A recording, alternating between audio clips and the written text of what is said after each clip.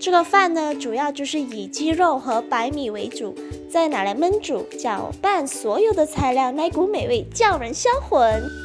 那我们这一道菜呢，叫阿婆盖饭，所以呢，很自然的我们就需要有白米。这边准备5杯米，然后洗干净那个白米，再拿去煲哦。OK， 我已经洗了2次米哦。然后我们现在就可以开始加一点清水在白米上面，就可以开始煲饭喽。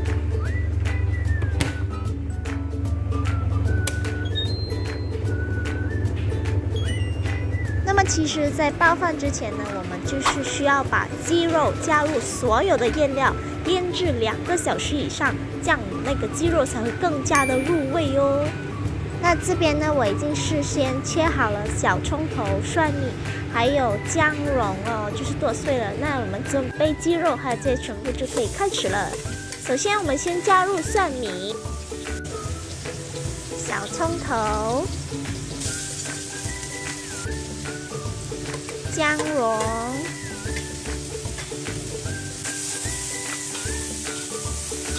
炒出它的香味出来，就这样子翻炒一下，然后就可以放所有的鸡肉下去了。就那个烟已经出来了哦。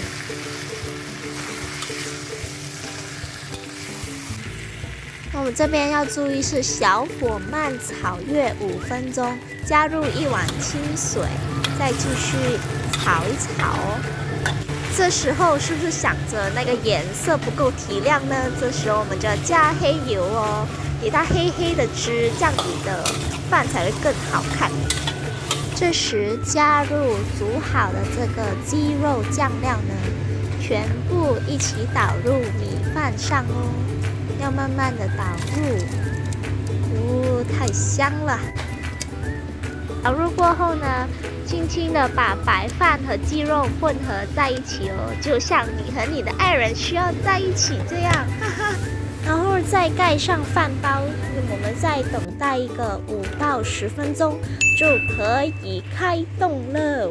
哇，真的是那个味道太香了，已经忍不住快点要吃了。这边温馨提醒，做到这个阿婆盖饭呢，最好还是要用比较好的米，做出来的口感会更好，也会比较好看哦。吃之前我们可以加入少许青葱，还有炸脆的这个小葱头。哒哒，哇，太好吃了！